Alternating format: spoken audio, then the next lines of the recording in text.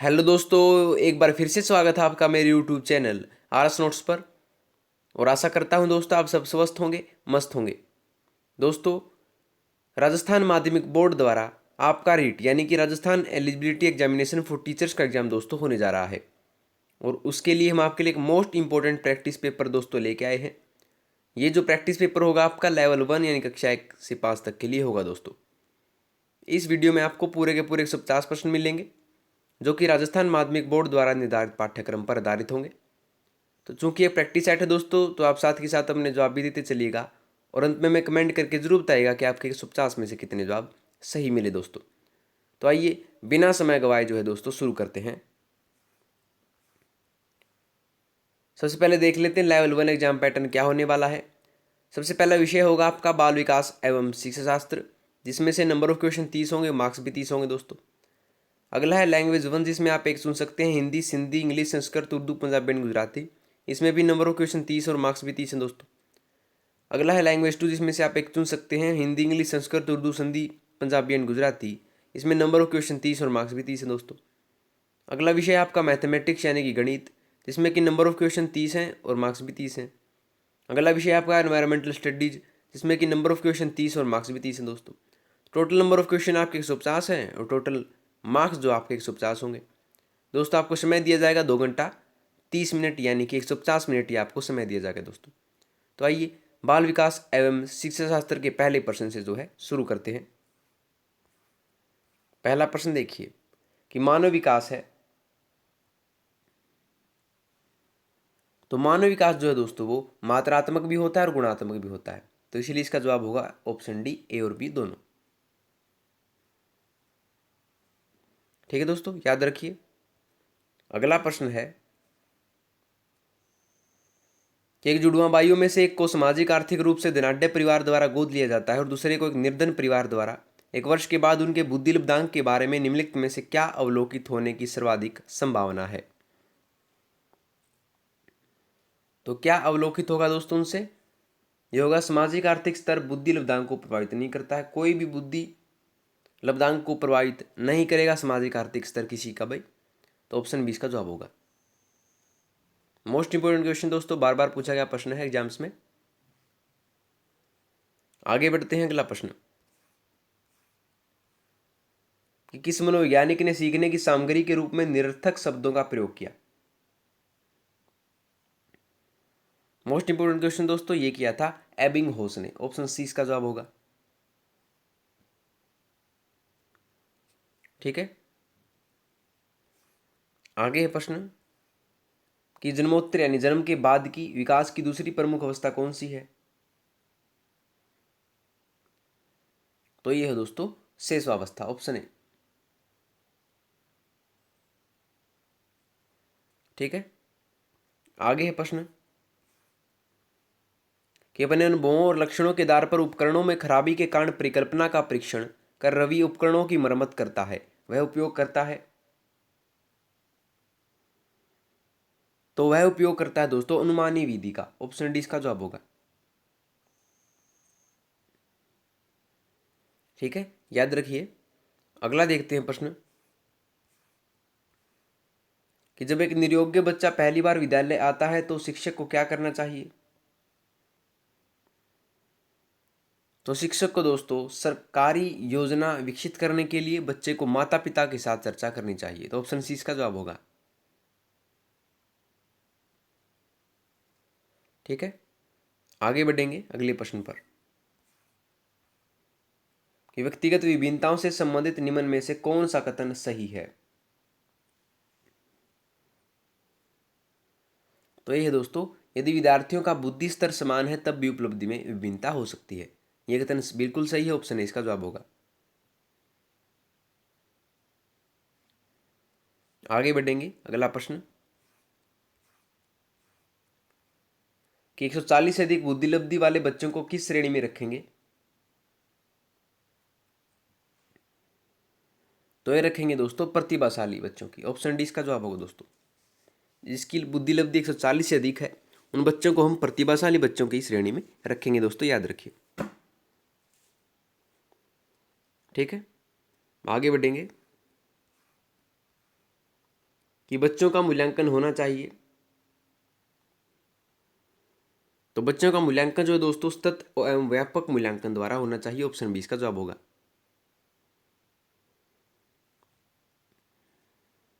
ठीक है दोस्तों, आगे है प्रश्न कि निम्नलिखित में से कौन व्यक्तित्व का प्रक्षेपी परीक्षण कार्य सही है। तो दोस्तों यह है 16 पीए परीक्षण। ऑप्शन डी इसका जवाब होगा। मोस्ट इंपोर्टेंट क्वेश्चन है।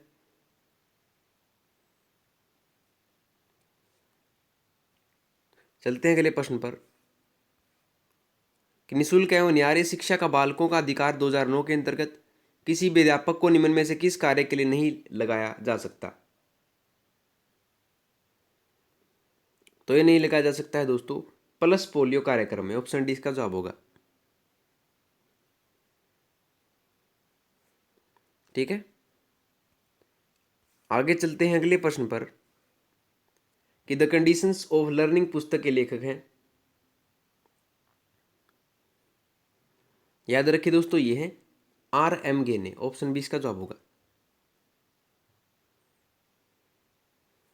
ठीक है, आगे है सीखने का क्लासिकल कंडीशनिंग सिद्धांत प्रतिपादित किया था। तो ये प्रतिपादित किया था दोस्तों पावलोव ने। Option B. ठीक है दोस्तों, मोस्ट इंपोर्टेंट क्वेश्चन है, बार बार आया हुआ क्वेश्चन है ये। आगे पद व्यापक मूल्यांकन का तात्पर्य क्या है। तो इसका अर्थ है विद्यार्थी की संवर्धी के शैक्षणिक व शैक्षणिक आयामों का मूल्यांकन होता है व्यापक मूल्यांकन। ऑप्शन डी इसका जवाब होगा।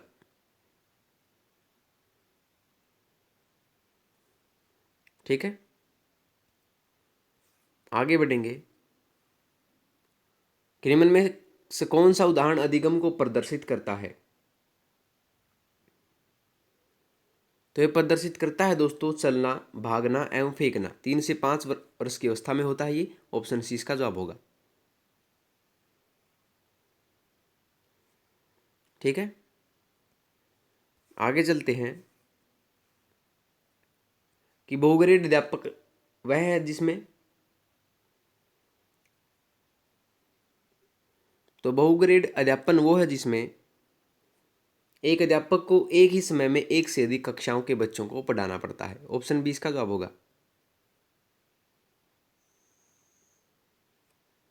ठीक है, आगे बढ़ेंगे कि निम्नलिखित में से किस पद्धति का उपयोग करते हुए अकलाने की समस्या से निपटा जा सकता है। तो निपटा जा सकता है दोस्तों प्रवर्धित वाक द्वारा। ऑप्शन 20 का जवाब होगा। ठीक है, प्रवर्धित वाक होता है दोस्तों लंबे समय तक भाषण देना। आगे है भाषा विकास का सिद्धांत इनमें से कौन सा नहीं है। तो ये नहीं है दोस्तों अतिरिक्त शक्ति का सिद्धांत। ऑप्शन सी इसका बिल्कुल सही जवाब है।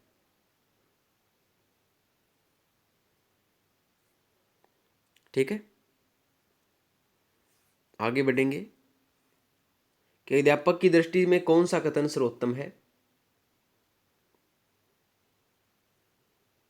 तो ये है दोस्तों प्रत्येक बच्चा सीख सकता है। ऑप्शन ए बिल्कुल सही जवाब है कि अध्यापक की दृष्टि से प्रत्येक बच्चा सीख सकता है। ये कथन बिल्कुल सर्वोत्तम है दोस्तों, याद रखिए। ठीक है, अगला देखते हैं व्यक्तित्व के संदर्भ में कौन सा कथन असत्य है। तो असत्य कथन जो है दोस्तों वो है आपका ऑप्शन डी व्यक्तित्व व्यक्ति के केवल बाहरी रूप तक सीमित रहता है। ये बात बिल्कुल गलत है। ऑप्शन डी इसका जवाब होगा। आपको बता दें व्यक्तित्व शब्द समग्रता को प्रदर्शित करता है जिसमें व्यक्ति की वातावरण, वंशानुक्रम, चेतना, विशिष्टता तथा आंतरिक एवं बाह्य विशेषताएं शामिल होती हैं दोस्तों। ठीक है, आगे बढ़ेंगे कि निम्न में से कौन सा कथन बुद्धि के बारे में सत्य नहीं है। तो ये नहीं है, यह स्थायी एवं अपरिवर्तनशील विशेषता है। ऑप्शन डी इसका जवाब होगा दोस्तों।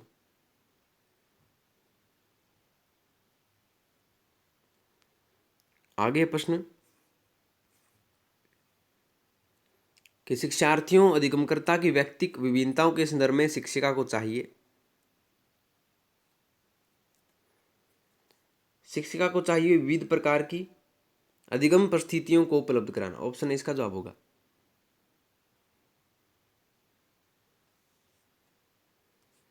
ठीक है,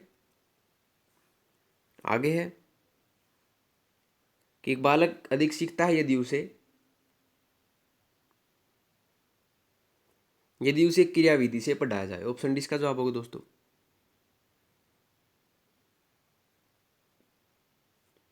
ठीक है, आगे प्रश्न कि भारतीय संविधान के अनुच्छेद 41 व 46 किसके कल्याण से संबंधित है। तो ये है दोस्तों विकलांग व्यक्तियों से। ऑप्शन बी इसका जवाब होगा।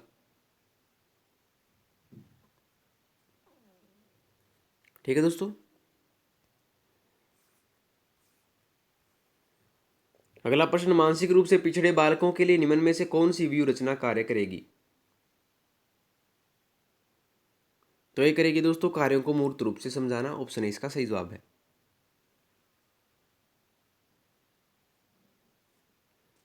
ठीक है, आगे देखिए कि वे कौन से बाह्य कारक हैं जो एक बच्चे को कक्षा में रुचि लेने से रोकते हैं। तो ये है दोस्तों संस्कृति और प्रशिक्षण। ऑप्शन बी इसका सही जवाब है।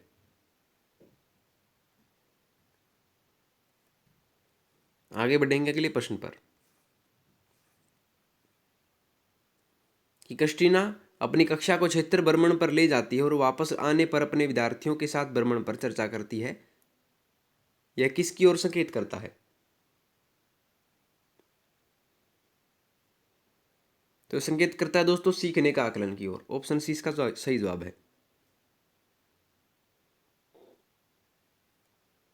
ठीक है दोस्तों, आगे बढ़ेंगे कि किसी उद्दीपन के निरंतर दिए जाने से व्यवहार में होने वाला अस्थायी परिवर्तन कहलाता है। तो उसे कहते हैं दोस्तों अभिप्रेरणा। Option D. ठीक है, याद रखिए। अगला प्रश्न कि शिक्षक को गृह कार्य की जांच करनी चाहिए। तो ये करनी चाहिए दोस्तों नियमित रूप से। ऑप्शन सी इसका जवाब होगा। ठीक है, मोस्ट इंपोर्टेंट क्वेश्चन है। आगे बढ़ते हैं कि विद्यार्थी मेडिकल कॉलेज में दाखिला लेने के लिए कठिन परिश्रम करता है ताकि वह प्रवेश परीक्षा में उत्तीर्ण हो सके। यह विद्यार्थी रूप से विप्रेरित है। तो यह विद्यार्थी अभिप्रेरित है आंतरिक रूप से। ऑप्शन सी इसका जवाब होगा।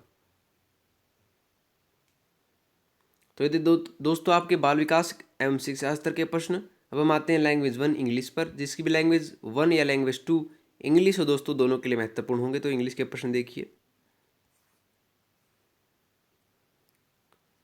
Read the passage given below and answer the questions that follow by selecting the most appropriate option. Passage में दे रखा है दोस्तों, इससे संबंधित में प्रश्नों के उत्तर देने होंगे। तो पैसेज आपका as heart disease continues to be the number one killer in the United States. Researchers have become increasingly interested in identifying the potential risk factors that trigger heart attacks.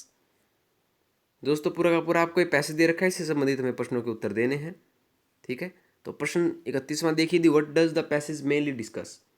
जो पैसेज है वो किस बात पर चर्चा कर रहा है। ये कर रहा है seasonal and temporal patterns of heart attacks. तो ऑप्शन सी इसका जवाब होगा दोस्तों। जो हार्ट अटैक आते हैं उनके ढांचे पर यह बात कर रहा है। ठीक है, आगे करेंगे कि the word potential could best be replaced by which of the following. जो शब्द है पोटेंशियल उसको कौन से शब्द द्वारा जो है स्थानांतरित किया जा सकता है। तो इसका जवाब होगा दोस्तों पॉसिबल। ऑप्शन सी इसका जवाब होगा।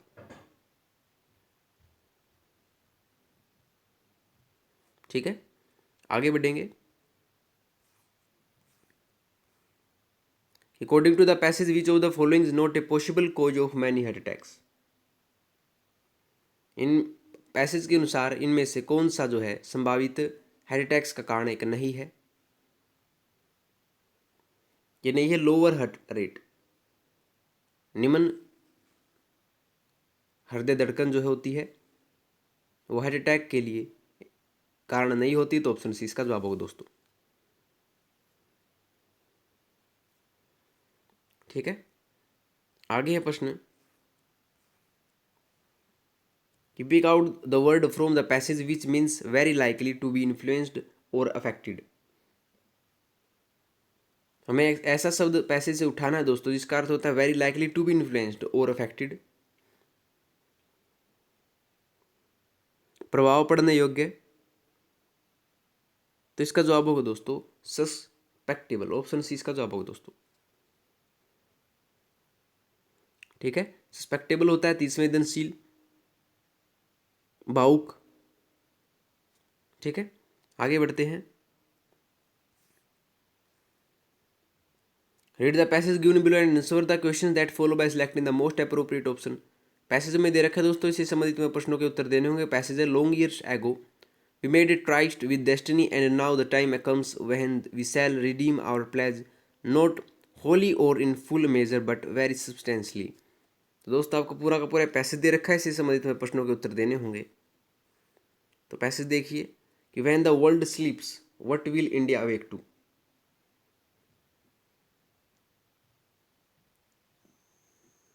तो इसका जवाब होगा दोस्तों life and freedom, option A का इसका बिल्कुल सही जवाब है। ठीक है, आगे बढ़ते हैं अगले प्रश्न पर। The expression tourist with destiny means, tourist with destiny means क्या है दोस्तों, इसका अर्थ क्या होता है?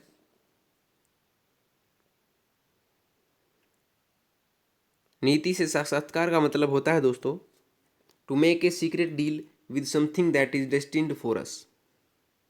ठीक है, तो ऑप्शन ए इसका जवाब होगा। आगे बढ़ते हैं अगले प्रश्न पर। How do the following which one has the opposite meaning to the word suppressed in the passage. Suppressed का विपरीतार्थक शब्द भी बताना है दोस्तों। सप्रेस्ड होता है दमन करना और इसका विपरीतार्थक शब्द होगा इनसाइट यानी उजागर करना, तो ऑप्शन सी इसका बिल्कुल सही जवाब है। ठीक है, सबड्यू क्या था, सबड्यू भी बता दें। सबड्यू होता है दोस्तों वश में करना, करस होता है कुचलना, कनकीर होता है दोस्तों विजयी होना, ये भी याद रखिएगा। अगला है प्रश्न according to the writer what place should be taken by the people of India at this solemn moment. लेखक के अनुसार भारत के लोगों को किस प्रकार का प्लेज यानी प्रार्थना करनी चाहिए इस मौके पर। तो ये करनी चाहिए that they will work for the larger cause of humanity, की मानवता के लिए लंबे समय तक कार्य करेंगे, ऑप्शन सी इसका जवाब होगा दोस्तों। ठीक है, आगे बढ़ेंगे अगले प्रश्न पर। Point out the error in the following incorrect sentence. Error में छांटना है दोस्तों कहां पर है। तो एरर है दोस्तों पार्ट सी में मोर इजी में। दोस्तों यहां पर मोर इजी नहीं आएगा, यहां पे आएगा मोर इजीली। ठीक है, I can learn poems more easily than the speeches. आगे बढ़ेंगे अगले प्रश्न पर। Complete the following sentence with the correct option. Blank is the best story. तो इसमें आएगा दोस्तों yours is the best story, option इसका जवाब है। ठीक है दोस्तों, आगे बढ़ेंगे। Choose the word opposite in the meaning to the given word frailty. Frailty का विपरीतार्थक शब्द क्या है दोस्तों। तो दोस्तों फ्रेलिटी होता है कमजोरी और इसका अपोजिट होगा स्ट्रेंथ यानी ताकत, ऑप्शन बी इसका जवाब होगा दोस्तों। ठीक है, आगे बढ़ते हैं। Point out the correct word to bring out the meaning in the sentence. Women have always dash to blank figure flows. तो यहाँ पर क्या आएगा दोस्तों, क्या डिसफिगर आएगा, सो आएगा, एग्जिप्ट आएगा या को फ्लोज आएगा। तो यहाँ पर आएगा दोस्तों कॉमफ्लेज। ऑप्शन डी इसका बिल्कुल सही जवाब है। कॉमफ्लेज क्या होता है? Camouflage means to hide the existence of something undesirable. ठीक है, यानी कि women have always dash to camouflage figure flaws. ठीक है, आगे है प्रश्न कि filling the blanks with the correct prepositions. I tired blank relieve them blank their poverty। तो यहाँ पर आएगा दोस्तों I tired to relieve them of their poverty। Option B इसका सही जवाब होगा दोस्तों। ठीक है, आगे देखिए प्रश्न। In the following question, a sentence has been given in indirect speech. Out of the alternatives suggested, select the one which best expresses the same sentence in indirect and direct speech दोस्तों। I never eat fish, he explained। तो दोस्तों यहाँ पर आएगा eight, जो शब्द आएगा यहाँ पे ईट की जगह सेकंड फॉर्म आएगी दोस्तों, क्योंकि ये एक क्या है, पास्ट में दिया गया है। तो I never ate fish he explain दोस्तों। ठीक है, याद रखिए, आगे देखिए प्रश्न। Considering students learning styles broadens the approaches taken to help language related problems. An example of learning style is. तो इसका जवाब होगा दोस्तों प्रिंट ओरिएंटेड। ऑप्शन ए इसका बिल्कुल सही जवाब है। ठीक है, बच्चों की दिगम क्षमताओं को पहचानने के लिए, उनको ज़्यादा विकसित करने के लिए समस्या समाधान विधि जो है वो किस पर आधारित होती है, किसके उदाहरण उसमें दिए जाते हैं। तो ये होते हैं प्रिंट ओरिएंटेड, यानी कि जो मुद्रित हुए होते हैं। तो ऑप्शन इसका जवाब होगा। ठीक है दोस्तों, आगे reading activity where students focus on phonemic sounds pronunciation and intonation can be used to assess. तो इसका जवाब आएगा दोस्तों रीडिंग एक्यूरेसी। ऑप्शन सी इसका जवाब होगा। ये रीडिंग एक्टिविटी एक पठन गतिविधि जहाँ पर बच्चे जो हैं, जो स्टूडेंट्स जो हैं, विद्यार्थी जो हैं, वो केंद्रित करते हैं फोनेटिक साउंड्स पर, उच्चारण पर और लय ताल पर। वो किसके मूल्यांकन में उपयोग किए जा सकते हैं? तो ये किए जा सकते हैं रीडिंग एक्यूरेसी पर। ऑप्शन सी इसका जवाब होगा। ठीक है, आगे factual description of a laboratory equipment. एक तथ्यात्मक सूचना लेबोरेटरी उपकरणों की फॉर स्कूल साइंस जर्नल, एक स्कूल विज्ञान जर्नल के लिए। Requires the students to present the following. इनमें से क्या बच्चों को प्रेजेंट करने का सुझाव दिया जाता है, किसकी जरूरत होती है? ये होती है फंक्शन अपीयरेंस यूज की। तो ऑप्शन डी इसका दोस्तों जवाब होगा फंक्शन अपीयरेंस एंड यूज। आगे देखेंगे, blank facilitate communication between schools as well as between students teacher and programs or between students teachers and data. तो इसमें जवाब क्या आएगा दोस्तों? तो इसका जवाब होगा कंप्यूटर्स। Option B. ठीक है, computers facilitate communication of all kinds of data दोस्तों, याद रखिए। आगे है blank education is to use the students native language to teach some academic content while simultaneously providing an additional L2 instruction. तो दोस्तों इसका जवाब होगा बाइलिंगुअल। ऑप्शन डी बहुभाषी की इसका जवाब होगा। Bilingual education method can be used to provide academic as well as L2 यानी सेकेंड लैंग्वेज को instruction to the student in is native language दोस्तों। ठीक है, आगे प्रश्न।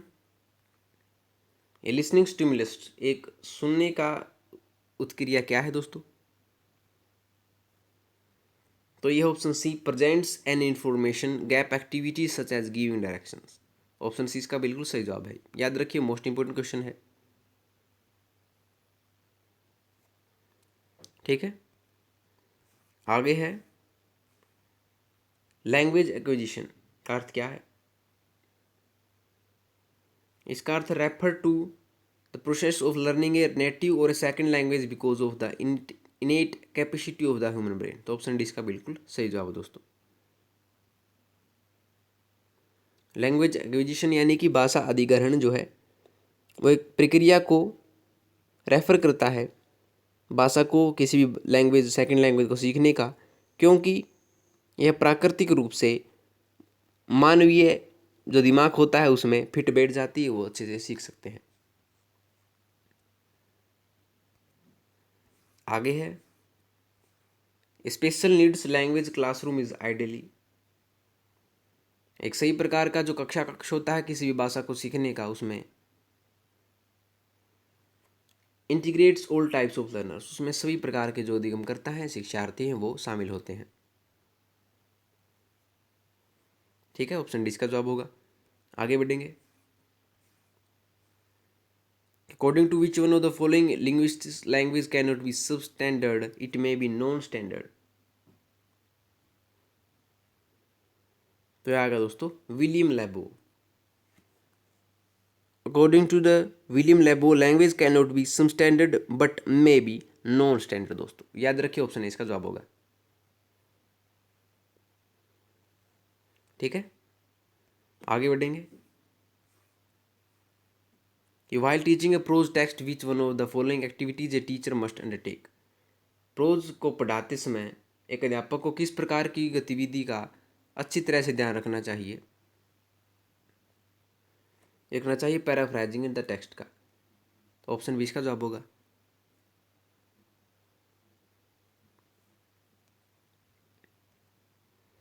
आगे है प्रश्न, under which activity to recognizing sounds and deducing meaning from them to come. यानी कि किस विधि के अंतर्गत ध्वनि की रिकॉर्डिंग और अर्थ निकालना आता है। तो इसका जवाब होगा लिसनिंग यानी श्रवण का। ऑप्शन बी इसका जवाब होगा।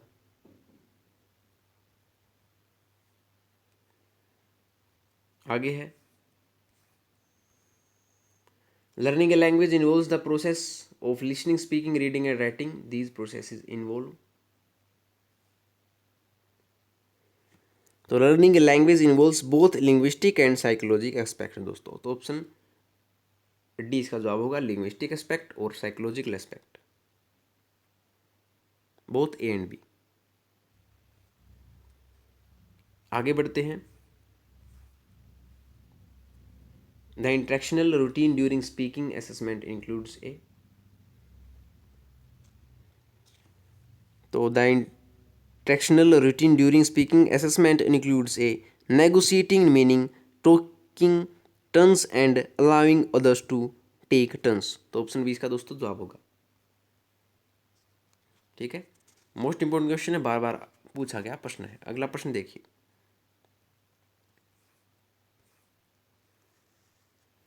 To इनक्लेट a never give up attitude, a stable activity is the one who when students। तो जब बच्चे made modifications to their paper plans and tested them again, experimented with the best way to get them to go the distance and share their finding। Option C इसका दोस्तों बिल्कुल सही जवाब है। ठीक है,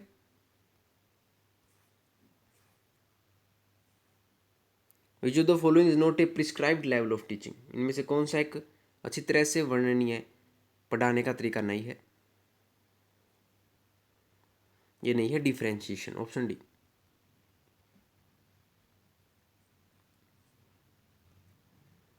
आगे बढ़ेंगे। और the following which one is most important prerequisite for language learning, whether first और सेकेंड।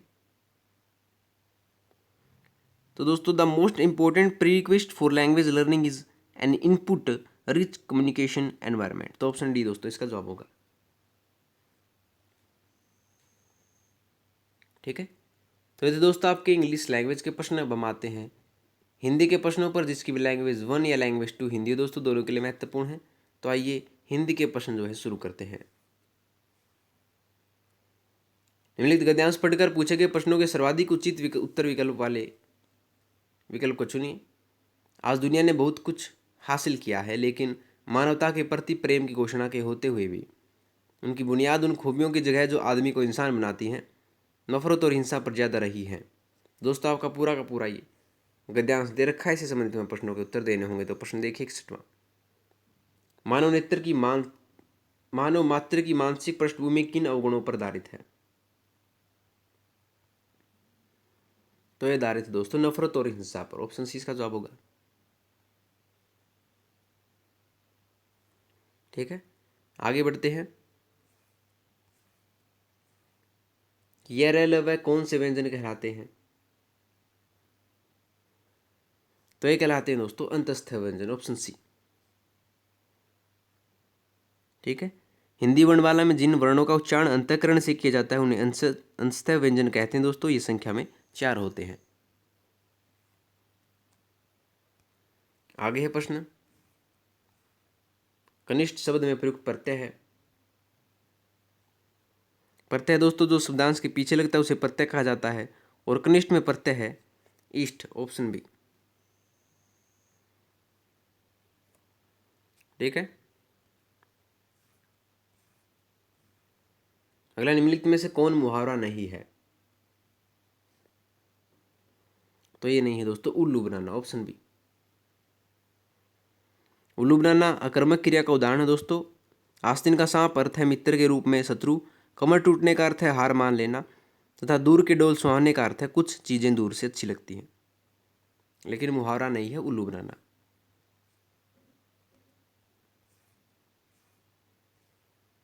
आगे, रहीमन जो गति दीप की, कुल कपूत गति सोए, बारे उजियारे लगे, बड़े अंधेरो होए। उपरोक्त पंक्तियों में कौन सा अलंकार है? तो ये है दोस्तों श्लेष अलंकार। ऑप्शन डी जो है इसका बिल्कुल सही जवाब होगा। ठीक है, दी गई पंक्ति में श्लेष अलंकार है। दीप शब्द एक ही बार प्रयुक्त हुआ है, लेकिन रहीम दास जी ने दोहे के द्वारा दिए एवं कपुत्र के चरित्र को एक जैसा दर्शाने की कोशिश की है दोस्तों, इसलिए क्या है, श्लेष अलंकार का उदाहरण है।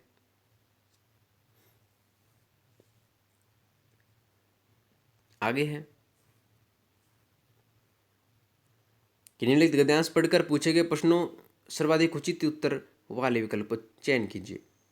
जिंदगी के असली मजे उनके लिए नहीं हैं जो फूलों की छां के नीचे खेलते और सोते हैं, बल्कि फूलों की छां के नीचे अगर जीवन का कोई स्वाद छिपा है तो वह भी उन्हीं के लिए है। जो दूर रेगिस्तान से आ रहे हैं, जिनका कंठ सूखा हुआ है, ओठ फटे हुए हैं और सारा दिन बदन पसीने से तर है। पानी में जो अमृत वाला तत्व है उसे वह जानता है जो धूप में खूब सूख चुका है, वह नहीं जो रेगिस्तान में कभी पड़ा ही नहीं है। दोस्तों इससे संबंधित प्रश्नों के उत्तर देखिए कि जिंदगी के असली मजे इनके लिए हैं। तो ये हैं दोस्तों जो पैसे वाले हैं। आगे है, उपरोक्त गद्यांश में किस बात के महत्व को बताया गया है? ये बताया गया है प्रकृति के। आगे देखिए प्रश्न, अमृत वाला तत्व का तात्पर्य है। इसका अर्थ है जीवन का रहस्य।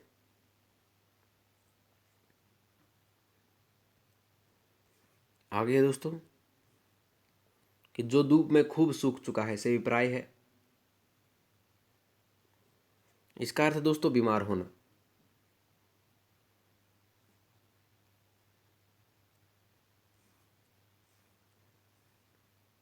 वर्णिक छंद कविता के प्रत्येक चरण में वर्ण होते हैं। ये होती हैं दोस्तों 26-26।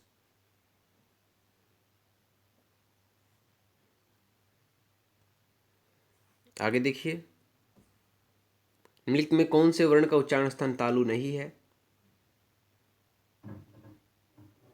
ये नहीं है दोस्तों द का। Option B. ठीक है, द का उच्चारण स्थान तालु न होकर दंत है दोस्तों। आगे देखिए, खिड़की किस प्रकार का शब्द है? तो ये है दोस्तों देशज शब्द।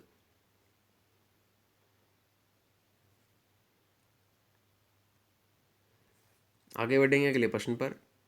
निम्नलिखित विकल्पों में से कौन सा शब्द पूजना क्रिया की भाववाचक संज्ञा है? तो यह है पुजापा की।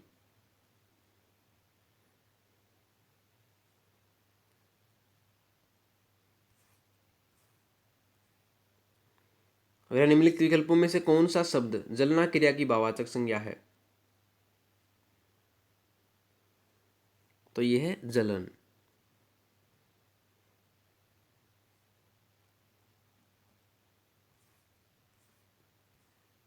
आगे मधुर विशेषण से बनने वाला संज्ञा शब्द होगा, तो ये होगा दोस्तों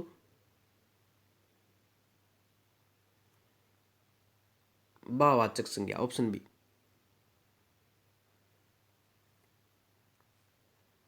आगे है प्रश्न कि किस वाक्य में वचन का सही प्रयोग हुआ है? ये हुआ है मेरे होश उड़ गए, ऑप्शन डी।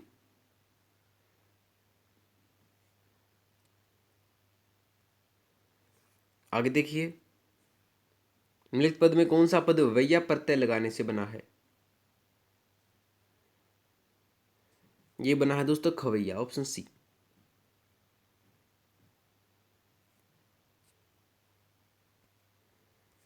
आगे है, उसने कठिन परिश्रम किया किंतु अच्छे अंक न पास का। तो इसका अर्थ है संयुक्त वाक्य, ऑप्शन बी। किस प्रकार का वाक्य है ये? संयुक्त वाक्य है दोस्तों।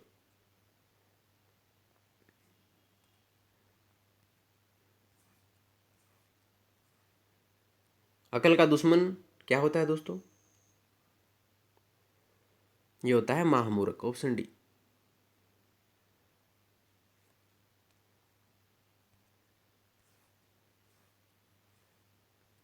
आगे संतोबाई आई ज्ञान के अंधेरे पंक्ति में कौन सा अलंकार है?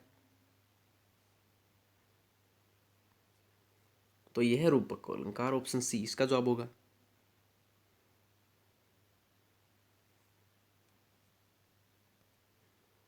आगे है कि भाषा शिक्षण का संप्रेषण परक उपागम कौन सा है? तो यह संदर्भ में भाषा प्रयोग की कुशलता पर बल देता है, ऑप्शन बी इसका जवाब होगा दोस्तों।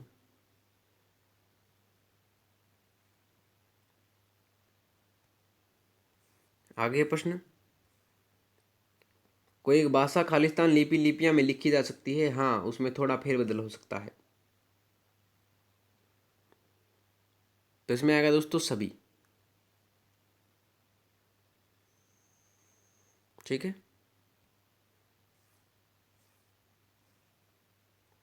LS वाइगोत्स्की के अनुसार,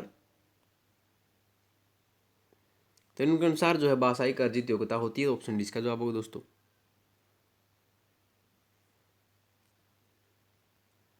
आगे बढ़ेंगे कि बच्चे विद्यालय आने से पहले ये जो है अपनी भाषा की नियमबद्ध व्यवस्था की व्यवहारिक कुशलता के साथ आते हैं, ऑप्शन ए इसका जवाब होगा दोस्तों।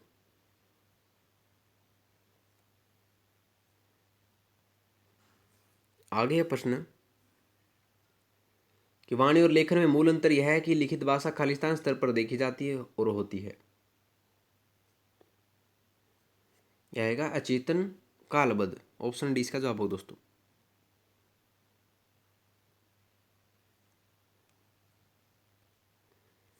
आगे है प्रश्न, व्याकरण शिक्षण के संदर्भ में कौन सा कथन सही है? तो ये जो कथन सही है दोस्तों वो है ऑप्शन डी कि व्याकरण शिक्षण अत्यंत आवश्यक है। किसी भाषा को सीखने के लिए दोस्तों जो व्याकरण शिक्षण होता है वो बहुत ही आवश्यक होता है। ठीक है,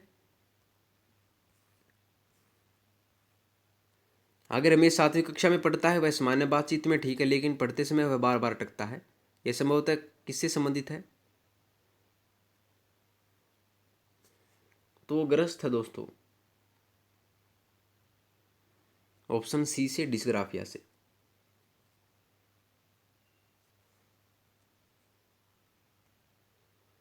आगे प्रश्न, पाठ में दिए गए चित्रों का क्या उद्देश्य होता है?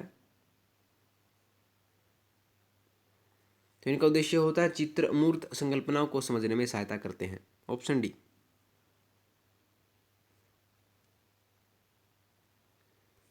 आगे बढ़ेंगे कि सुलेखा ने पाठ को पढ़ते हुए जीवन को जिंदगी की पढ़ा, यह किस ओर संकेत करता है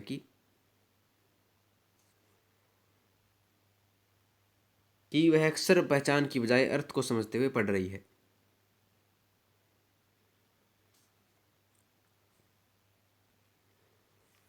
आगे प्रश्न कि हमारी कक्षा में बच्चे भिन्न भिन्न भाषिक पृष्ठभूमि में से आते हैं, अतः उनकी भाषाओं को भी कक्षा में सम्मान देना अनिवार्य है। तो ऑप्शन ए इसका जवाब होगा। तो दोस्तों ये थे आपके हिंदी के प्रश्न। अब हम आते हैं अगले विषय पर, गणित पर। देखिए 91वें प्रश्न देखिए, एक आदमी के पास कुछ मुर्गियां और कुछ गायें हैं। यदि सिरों की संख्या पैरों की संख्या का 12:35 हो तो मुर्गियों की संख्या ज्ञात कीजिए यदि केवल सिरों की संख्या 48 है। तो मान लेते हैं, माना कि मुर्गियों की संख्या x है दोस्तों, ठीक है। गायों की संख्या कितनी हो जाएगी? 48 - x हो जाएगी, ठीक है। तो 2x यानी कि 2 पैर होते हैं, प्लस 48 - x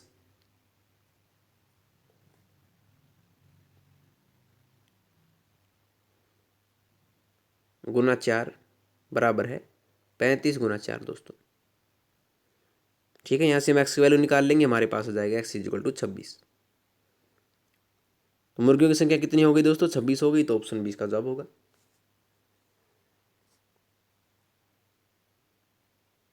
ठीक है। बिल्कुल आसान था दोस्तों।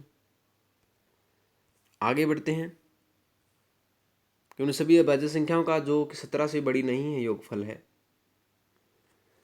तो दोस्तों 17 तक की भाज्य संख्याएं कौन कौन सी हैं? 2, 3, 5, 7, 11, 13, 17 हैं, और सभी का जोड़ क्या होगा? 58 होगा। तो ऑप्शन बी इसका जवाब होगा दोस्तों।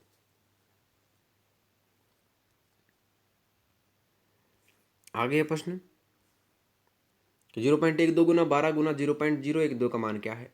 गुनाही करनी है दोस्तों सिंपली तरीके से आपको। तो ऑप्शन डी इसका जवाब होगा 0.01728।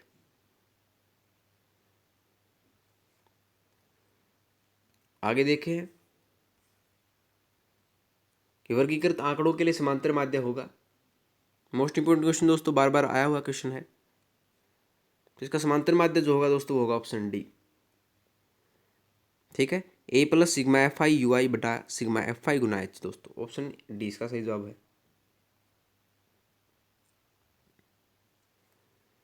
आगे बढ़ते हैं कि मोहित के पास 300 रुपये थे। उसने अग्रवाल एग्जाम कार्ड की पुस्तक 9550 में ऑनलाइन खरीदी था। शेष धनराशि में से 199 की पुस्तक ऑफलाइन खरीद ली। अब उसके पास कितनी राशि शेष थी? तो दोस्तों मोहित के पास राशि कितनी थी? 300 रुपये थी। ऑनलाइन पुस्तक का मूल्य 99.50 था और ऑफलाइन पुस्तक का मूल्य 199.00 रुपये था। अतः मोहित के पास कितनी राशि बची? 300 माइनस कर देंगे 99.50 प्लस 199.00, यानी कि 300 - 298.50 हो जाएगा 1.5 रुपये, यानी कि 1.50 रुपये उसके पास शेष बचे दोस्तों, ऑप्शन सी, ठीक है। आगे बढ़ते हैं दोस्तों। गणित में प्रक्रमण संबंधी प्रभाव पूर्णता का अर्थ है नियमों, सूत्रों और कलन विधियों कलन गणित का ज्ञान होना और परिशुद्धता, लचीलेपन और निपुणता के साथ उनका क्रियान्वयन करना। गणित में लचीलापन खालिस्तान की ओर संकेत करता है। तो यह संकेत करता है दोस्तों ऑप्शन बी, एक से अधिक उपागमों का प्रयोग करते हुए एक खास प्रकार की समस्या का समाधान करने की योग्यता। ऑप्शन बी जो इसका बिल्कुल सही जवाब होगा।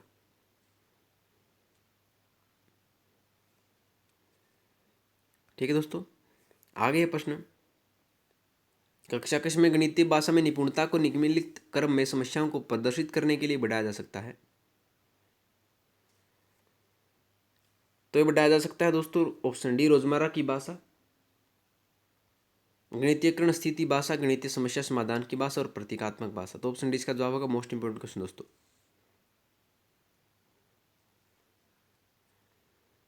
आगे प्रश्न देखते हैं कि प्राथमिक स्तर के बच्चे दी गई आकृतियों को उनकी दिखावट के आधार पर वर्गीकृत करने के योग्य हैं। वैन हाइल के अनुसार यह वह ज्यामितीय खालिस्तान पर है। तो वह है दोस्तों मानसिक चेतन स्तर पर। ऑप्शन डी इसका बिल्कुल सही जवाब है।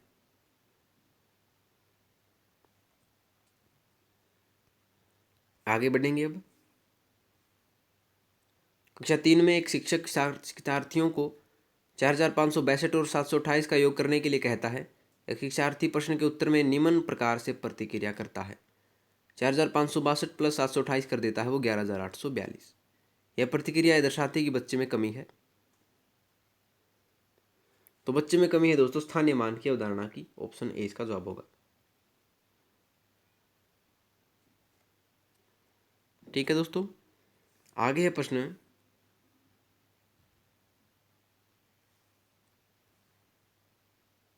स्परक प्रतिमान स्थिर चित्र लिखित प्रतीक मौखिक और लिखित भाषा वास्तविक संसार की स्थितियां अथवा संदर्भ खालिस्तान को दर्शाने के लिए 5 तरीके हैं। तो दोस्तों यह है गणितीय चिंतन है विचार को दर्शाने के लिए। ऑप्शन जो है डी इसका बिल्कुल सही जवाब है। गणितीय चिंतन है विचार।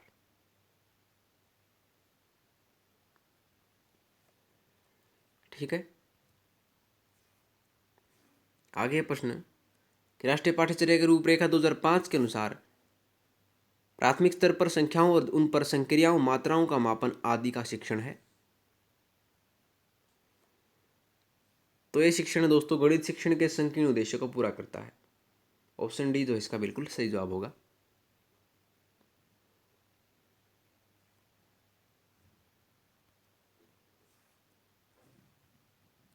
कक्षा 4 की पाठ्यपुस्तक से दी गई निम्नलिखित समस्याओं में से कौन सी बहु अनुशासनात्मक समस्या की ओर संकेत करती है।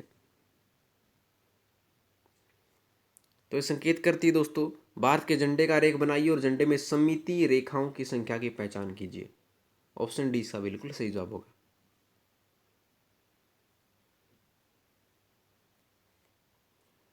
आगे प्रश्न है निम्न ग्रिड वर्गाकार कागज पर खींचा गया है। तो ग्रिड आपको दिख रहा होगा दोस्तों THSTO। 2 प्रकार के ग्रिड हैं, इनमें से बताना कि निरूपण किसकी ओर संकेत करता है। तो ये संकेत करता है दोस्तों ऑप्शन ए स्थानीय मान की अवधारणा को। ऑप्शन ए इसका बिल्कुल सही जवाब होगा।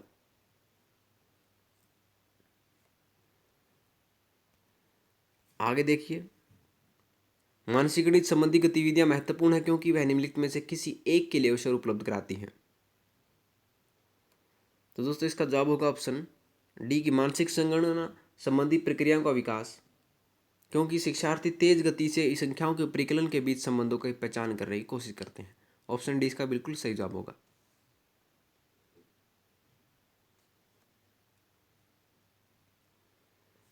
आगे है एक बच्चा मानसिक रूप से 27 प्लस 38 को 65 के रूप में परिकलित करता है।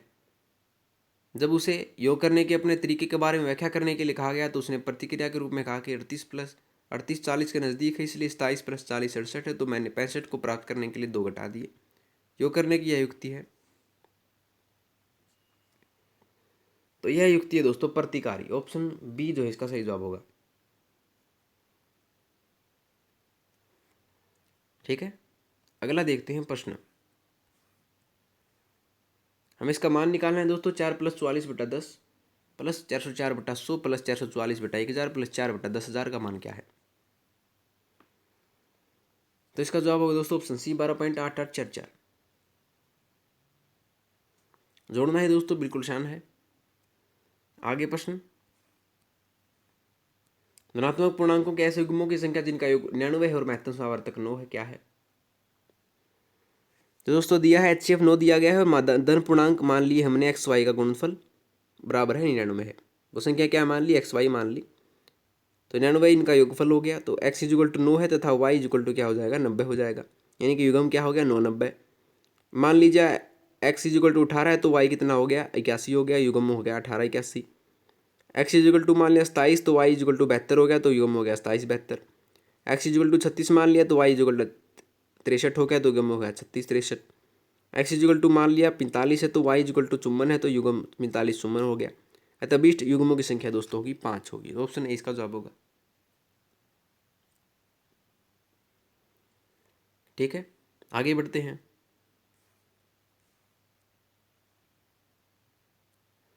यदि 12 व्यक्ति एक खाई को 20 दिन में खोद सकते हैं तो 15 दिन में इस खाई को खोदने के लिए कितने व्यक्ति लगेंगे?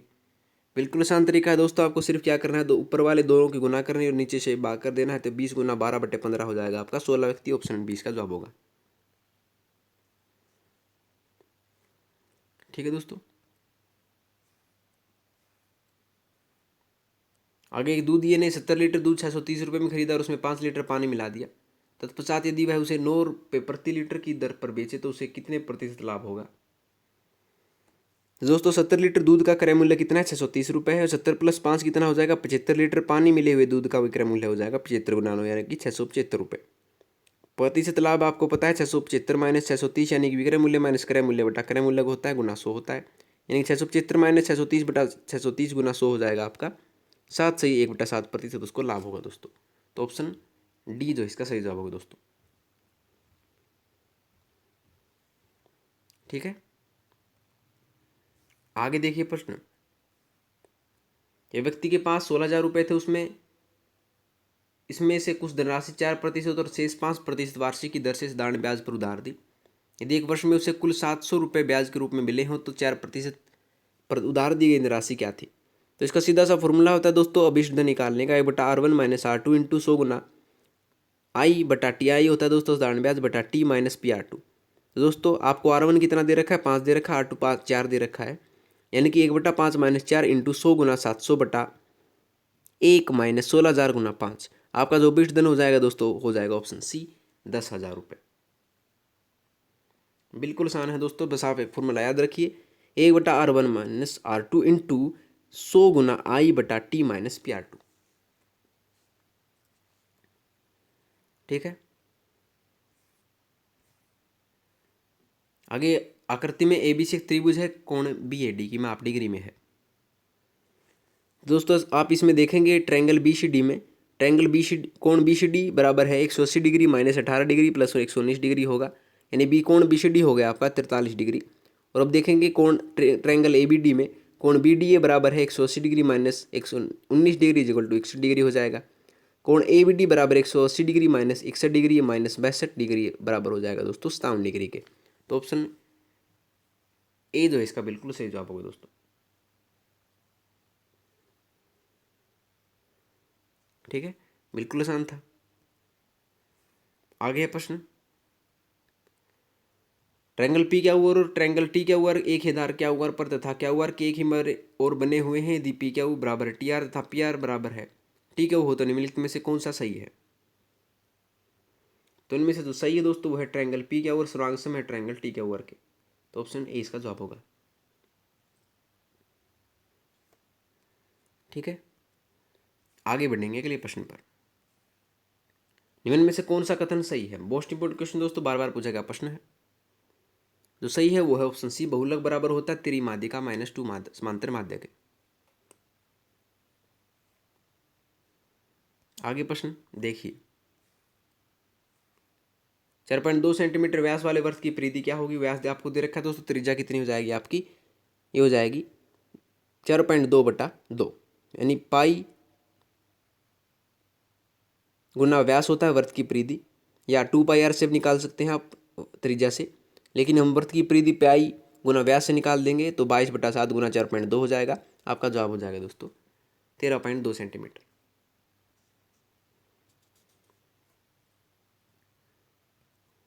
आगे देखिए प्रश्न, 0.4 का 5% है। बिल्कुल आसान है दोस्तों, 0.4 का 5% यानी कि 0.4 गुना 5/100 बराबर है 2/100 यानी कि 0.02 इसका जवाब होगा दोस्तों ऑप्शन सी। आगे बढ़ते हैं, युगपत समीकरणों 2x + 3y बराबर है 10 तथा 4x + by बराबर 3 द्वारा समांतर रेखाओं निरूपित करती हूँ तो b का मान क्या होगा? तो समांतर जब निरूपित करती है तो किसके बराबर होता है दोस्तों? a1/a2 बराबर है b1/b2 होता है। a1 कितना आपका 2 है, a2 4 है, b1 3 है, b2 आपको निकालना है। तो a1/a2 यानी कि 2/4 बराबर है 3/b, तो b की वैल्यू यहाँ से आ जाएगी आपका 6। ऑप्शन बी इसका जवाब होगा। आगे बढ़ते हैं, 11 परिणामों का औसत 60 अंक है। यदि पहले 6 परिणामों का औसत 59 अंक है और अंतिम 6 परिणामों का औसत 62 अंक है, तो छठे परिणाम के कितने अंक है? तो दोस्तों इसमें आप देखेंगे 59 गुणा 6 यानी कि टोटल हो जाएगा, प्लस 62 गुणा 6 माइनस 60 गुणा 11 आपका छठे परिणाम का अंक हो जाएगा। तो 59 गुणा 6 हो जाएगा आपका 354, प्लस 62 गुणा 6 हो जाएगा आपका 372, माइनस 60 गुणा 11 हो जाएगा आपका 760। ठीक है, 660 हो जाएगा। 354 प्लस 372 माइनस 660 बराबर हो जाएगा आपका 726 माइनस 760, यानी कि 66 अंक इसका जवाब होगा दोस्तों। छठे परिणाम का अंक है आपका 66। ऑप्शन 20 का जवाब होगा।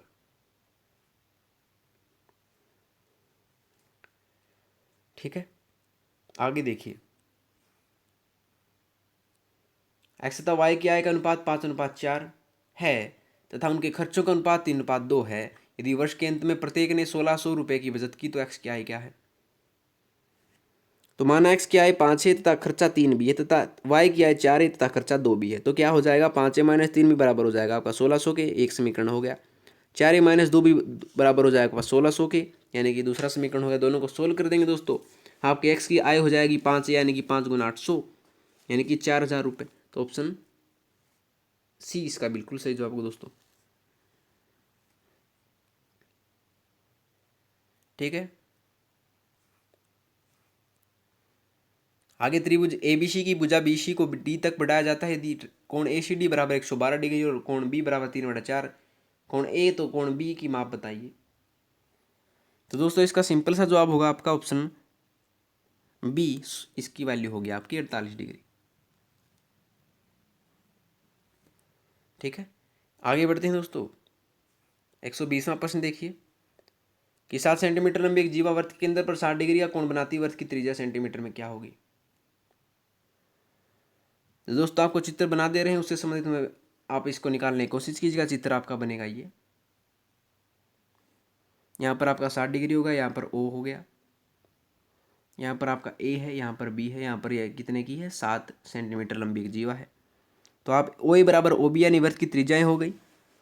ठीक है, और कोण ए बी यानी कोण ए ओ बी बराबर 60 डिग्री हो गया। कोण ए ओ बी बराबर है कोण ओ बी एक, यानी 180 डिग्री माइनस 60 डिग्री बराबर है 2, आपका हो गया 60 डिग्री के। तो ट्रायंगल ओ ए बी एक समबाहु त्रिभुज होगा।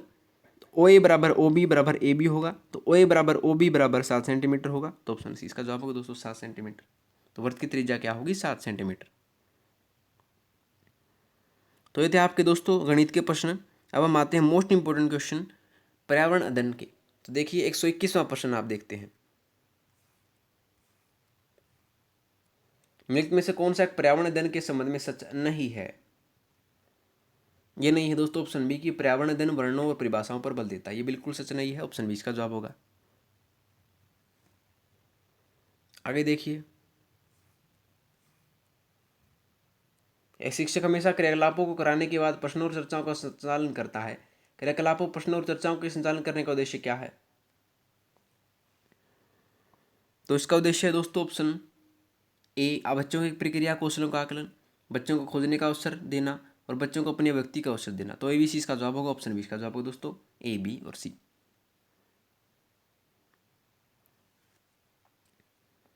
आगे बढ़ते हैं।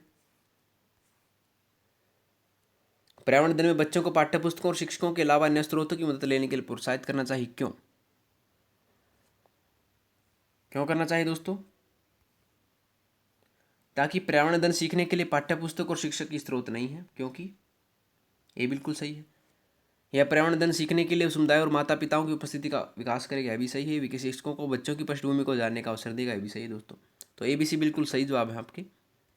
तो ऑप्शन डी जो है इसका बिल्कुल सही जवाब होगा दोस्तों।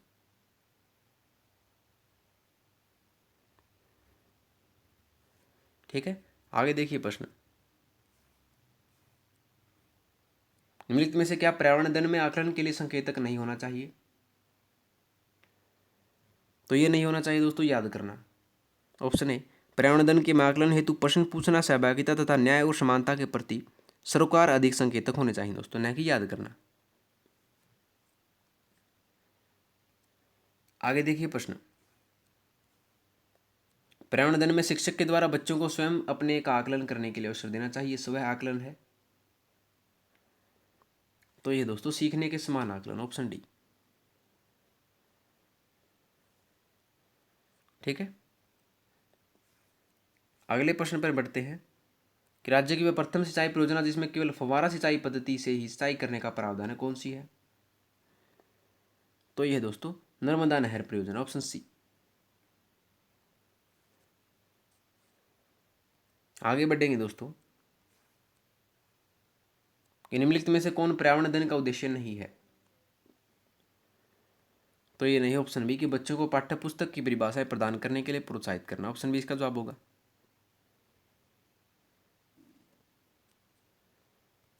आगे देखिए, पर्यावरण दिन में चित्र पढ़ना एक महत्वपूर्ण क्रियाकलाप है, निम्नलिखित में से कौन सा संकेतकों का बच्चों में आकलन चित्र पढ़ने के द्वारा हो सकता है? दोस्तों आपका इसका जवाब होगा अवलोकन और अभिलेखन, ऑप्शन ए। अभिव्यक्ति होगा, विश्लेषण होगा, यानी ए बी सी तीनों ही जवाब हैं, तो ऑप्शन डी इसका जवाब होगा ए, बी और सी। पर्यावरण दिन में ही चित्र पढ़ना एक महत्वपूर्ण क्रियाकलाप है, इसके द्वारा बच्चों में अवलोकन, अभिलेखन, व्यक्ति तथा विश्लेषण के गुणों का विकास होता है। दोस्तों याद रखिए। आगे है प्रश्न कि वनोन्मूलन के फलस्वरूप निम्नलिखित में से किस वायुमंडलीय गैसीय संघटक के स्तर में वृद्धि होती है? ये वृद्धि होती है दोस्तों कार्बन डाइऑक्साइड में, ऑप्शन इसका जवाब होगा दोस्तों।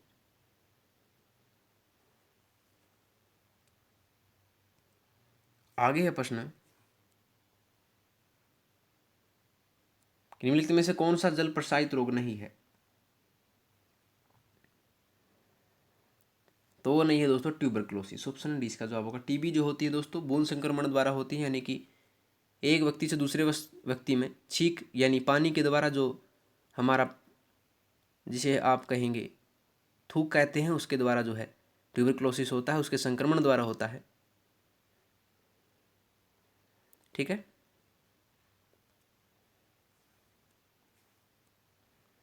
आगे प्रदूषण द्वारा उत्पन्न होने वाले रोगों के युग्म का चयन कीजिए।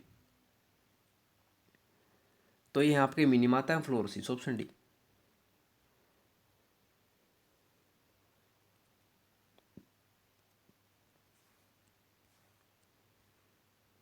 आगे क्लोरोफिल में पाई जाने वाली धातु है,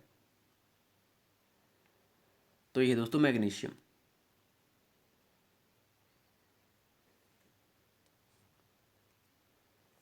आगे बढ़ते हैं अगले प्रश्न पर। किसी परिभाषित भौगोलिक अवस्थिति में ही विशिष्ट उपस्थिति की परिस्थिति की अवस्था को कहते हैं? तो ये कहते हैं दोस्तों एंडेमिक, ऑप्शन डी।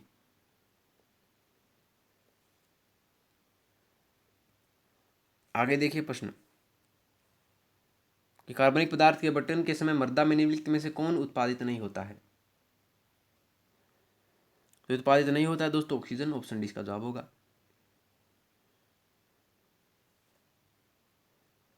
आगे है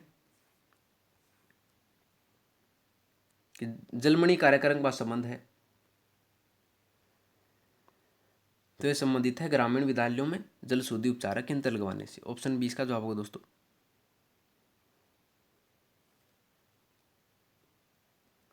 आगे देखिए प्रश्न कि ओजोन के संबंध में सही कथन का चयन कीजिए।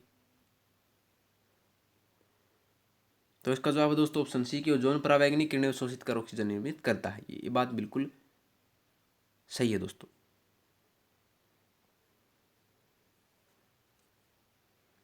आगे देखिए प्रश्न 1992 के रियो शिखर सम्मेलन का एजेंडा 21 संबंधित है किससे? मोस्ट इंपोर्टेंट क्वेश्चन दोस्तों। तो ये संबंधित है संधारणीय विकास से, ऑप्शन इसका जवाब होगा।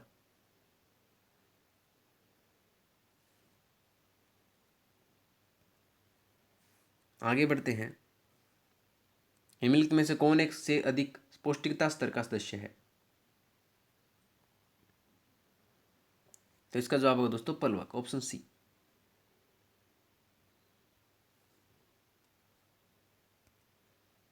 आगे बढ़ते हैं अगले प्रश्न पर, निम्नलिखित में से कौन सा एक ग्रीन गुड डीड नहीं है? तो ये नहीं है दोस्तों कचरे को जला दें, ऑप्शन बी।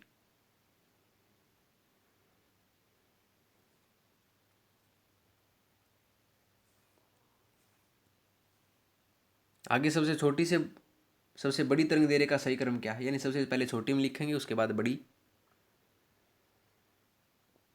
तो इसका जवाब है दोस्तों सबसे पहले पराबैंगनी होती है सबसे छोटी, फिर उसके बाद बड़ी होती है दृश्य, फिर उसके बाद अवरक्त। तो ऑप्शन बी इसका जवाब होगा पराबैंगनी, दृश्य, अवरक्त, याद रखिए।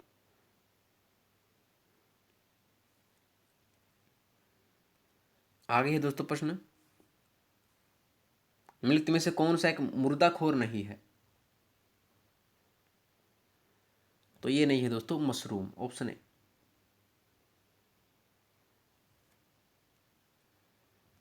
आगे है प्रश्न, केंद्रीय प्रदूषण नियंत्रण बोर्ड के अनुसार रिहायशी इलाकों के लिए ध्वनि की ऊपरी सीमा है? तो ये है दोस्तों 55 डेसिबल।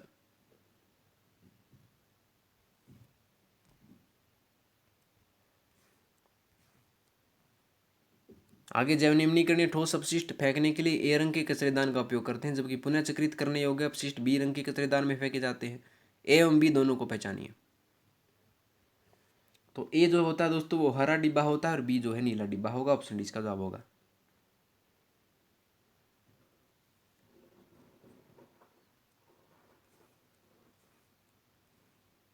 आगे वन्यजीव रक्षा के क्षेत्र में उल्लेखनीय योगदान के लिए भारत सरकार द्वारा स्थापित पुरस्कार है? तो ये पुरस्कार है दोस्तों अमृता देवी बिश्नोई पुरस्कार, ऑप्शन सी।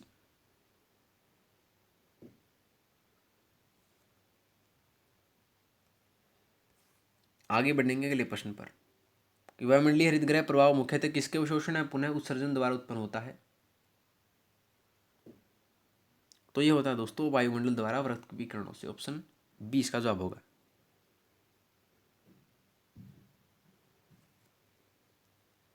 ठीक है दोस्तों, अगला प्रश्न देखिए कि निम्नलिखित में से कौन सी खगोलीय वस्तु नहीं है? तो ये नहीं है दोस्तों क्वेश्चन मास्टर, ऑप्शन सी।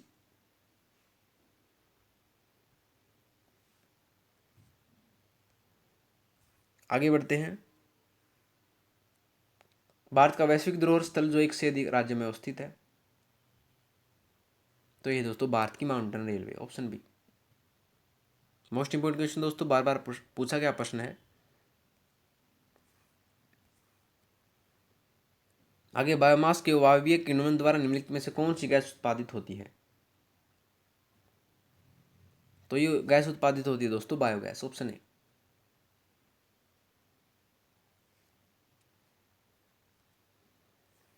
आगे देखेंगे प्रश्न, गलत कथन का चयन कीजिए।